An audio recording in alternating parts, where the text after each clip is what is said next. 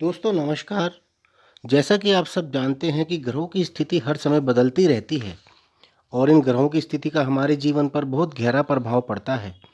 अंतरिक्ष में हो रहा ये ग्रहों का परिवर्तन और गोचर हमारे स्वास्थ्य, व्यवसाय, जीवन साथी, संतान, हमारी शिक्षा तथा हमारे रिलेशन पर बहुत गहरा प्रभाव डालता है। और सभी की ये इच्छा भी जानने की रहती है कि आने वाले साल में हमारे साथ क्या क्या होने वाला है। हमारे आने वाला साल अच्छा रहेगा या कुछ परेशानियां आएंगी।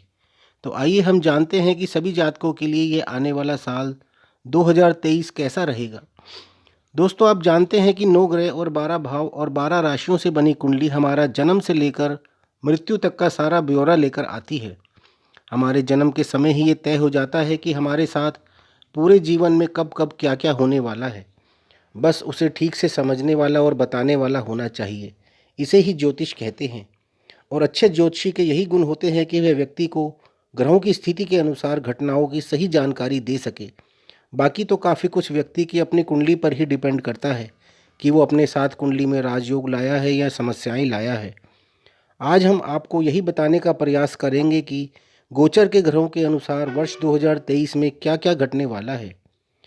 दोस्तों भगवान ने सभी ग्रहों को 7वीं दृष्टि प्रदान की है, किंतु शनि, मंगल और गुरु को 2 अतिरिक्त दृष्टि प्रदान की हैं, क्योंकि इनके पास आपकी कुंडली का ज़्यादा एरिया कवर करने की ताकत है।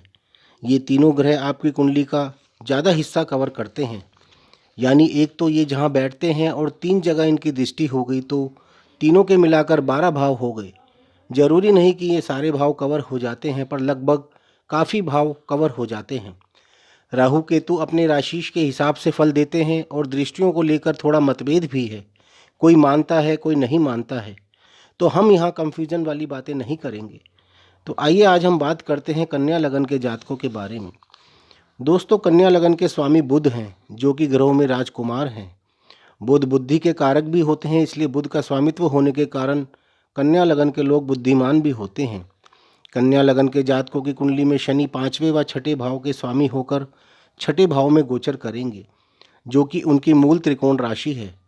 6ठे भाव में पाप ग्रह अच्छा फल देते हैं। शनि पूरे वर्ष आपके 6ठे भाव में रहने वाले हैं।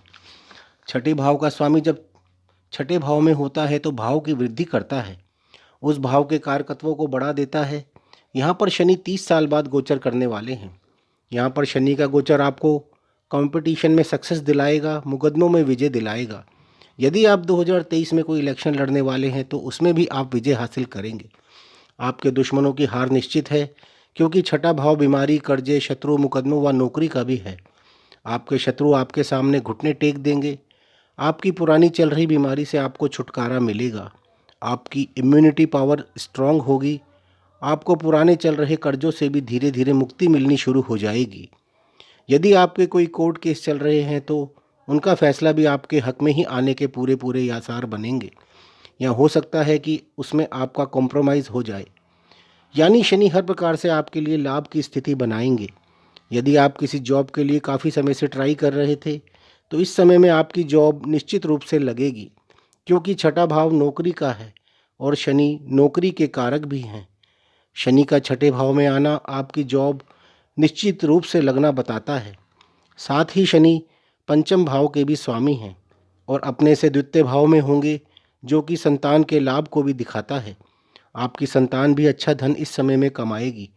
आपको शेयर से भी लाभ हो सकता है। आपके प्रेमी या प्रेमिका से भी आपको कोई लाभ या सपोर्ट मिल सकती है, वो किसी भी रूप में हो सकती है। शनि की दृष्टि 6ठे भाव से आपके अष्टम भाव पर होगी, जो कि आपकी आयु को लंबा करता है। शनि की दृष्टि यहाँ से आपके 12वें भाव पर होगी, जो कि विदेश का भाव है। तो हो सकता है कि आपकी जॉब किसी मल्टीनेशनल कंपनी में हो और आपको विदेश में जाकर जॉब करनी पड़ सकती है।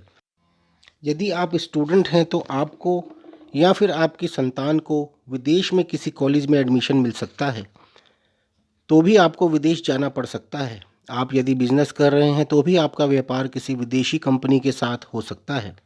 यहाँ से शनि आपके 3रे भाव को भी देखेंगे, जो कि आपके पराक्रम, आपकी क्रिएटिविटी व भाई बहनों का भाव है। आपके ट्रांसफ़र का भी भाव 3रा ही है। स्वराशि के शनि की 3रे भाव पर दृष्टि आपको इस समय में प्रमोशन के साथ ट्रांसफ़र भी दे सकती है। इस समय में आपकी काबिलियत आपके सामने आएगी। आपकी खूबियाँ जो अब तक छुपी हुई थी, जो कोई देख नहीं पा रहा था, वो लोग देख पाएंगे और आपको समझेंगे और आपको उसका रिज़ल्ट भी मिलेगा और उसका रिवार्ड भी मिलेगा। आपकी हौसला अफजाई भी होगी, आपके हाथों में पावर आएगी, आप बड़े बड़े डिसीजन स्वयं ले सकेंगे। आपके भाई बहनों से आपका प्रेम बढ़ेगा। आपके भाई या बहन का विवाह होना भी इस समय में संभव है। शनि पूरे वर्ष आपके लिए लाभकारी रहने वाले हैं। वर्ष 2023 में आपको शनि का पूरा सहयोग प्राप्त होगा। गुरु का गोचर अभी आपके सप्तम भाव में उनकी स्वयं की राशि मीन में चल रहा है, जहाँ पर गुरु हंस योग बनाकर बैठे हैं और 21 अप्रैल तक यहीं रहने वाले हैं। 21 अप्रैल 2023 में गुरु आपके अष्टम भाव में अपने मित्र मंगल की राशि मेष में गोचर करेंगे और वहाँ पर 1 मई 2024 तक रहेंगे। 21 अप्रैल 2023 तक का समय गुरु की स्थिति के अनुसार बहुत अच्छा रहने वाला है। उसके बाद गुरु मेष राशि में होंगे और शनि की दृष्टि भी मेष राशि पर होगी, यानी मेष राशि पर दोहरा गोचर लगेगा और आपका अष्टम भाव पूर्ण रूप से एक्टिव रहेगा, यानी इस भाव से संबंधित फल आपको अवश्य मिलेंगे। आपको इंश्योरेंस से लाभ हो सकता है। इंश्योरेंस से रिलेटेड फील्ड वाले लोगों के लिए यह समय अच्छा रहने वाला है। जो स्टूडेंट्स रिसर्च कर रहे हैं उनके लिए यह समय बहुत अच्छा जाने वाला है। आपकी जॉब किसी रिसर्च रिलेटेड फील्ड में हो सकती है। यहाँ से गुरु आपके 12वें भाव को देखेंगे, जो कि आपका किसी शुभ कार्य में खर्चा करवाएंगे। जैसे आपका या आपकी संतान या भाई बहन का विवाह हो सकता है, या घर में कोई अन्य फंक्शन या किसी मकान या दुकान का मुहूर्त भी हो सकता है। 12वां भाव विदेश का भी है, जो आपको जॉब, एजुकेशन या बिजनेस के लिए विदेश भी लेकर जा सकता है। इसके अतिरिक्त गुरु की दृष्टि धन भाव पर भी होगी, यानी आपकी इनकम के भी रास्ते खुले रहेंगे, क्योंकि धन कारक गुरु की दृष्टि धन भाव पर होगी। वाणी से संबंधित किसी कार्य से भी इनकम हो सकती है। गुरु की 9वीं दृष्टि चतुर्थ भाव यानी प्रॉपर्टी के भाव पर भी होगी, यानी इस समय में आपको प्रॉपर्टी से लाभ और प्रॉपर्टी का लाभ होने के भी पूरे योग बनेंगे। आपको किसी पुश्तैनी प्रॉपर्टी से भी लाभ होने के योग बनेंगे, यानी कि गुरु की स्थिति भी पूरे वर्ष लाभ देने वाली बनी रहेगी। मंगल का गोचर वर्ष की शुरुआत में वृष राशि में रहेगा, जो कि आपका भाग्य भाव है, और यहाँ से मंगल आपके प्रॉपर्टी के भाव पर दृष्टि डालेंगे और मंगल स्वयं भी प्रॉपर्टी के कारक ही हैं, यानी आपके प्रॉपर्टी बनने के योग प्रबल रहेंगे। 13 मार्च को मंगल मिथुन राशि में आपके दशम भाव में आ जाएंगे और दिग्बली हो जाएंगे और फिर प्रॉपर्टी के भाव पर दृष्टि डालेंगे, यानी आपके इस बार भी प्रॉपर्टी मिलने के प्रबल योग बने रहेंगे।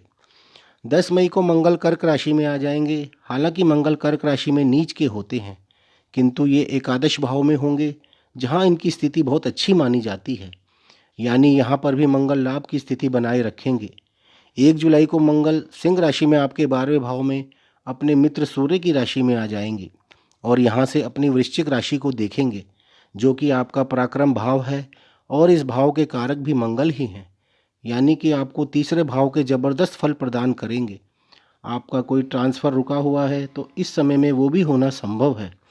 मंगल 12वें भाव से यहाँ दृष्टि करेंगे तो संभव है कि आपका ट्रांसफ़र विदेश में भी हो सकता है। 18 अगस्त को मंगल सिंह राशि से कन्या राशि में यानी आपके लगन में आ जाएंगे और फिर से आपके प्रॉपर्टी के भाव को दृष्ट करेंगे। लगन में मंगल आपको बहुत स्ट्रॉन्ग बनाता है।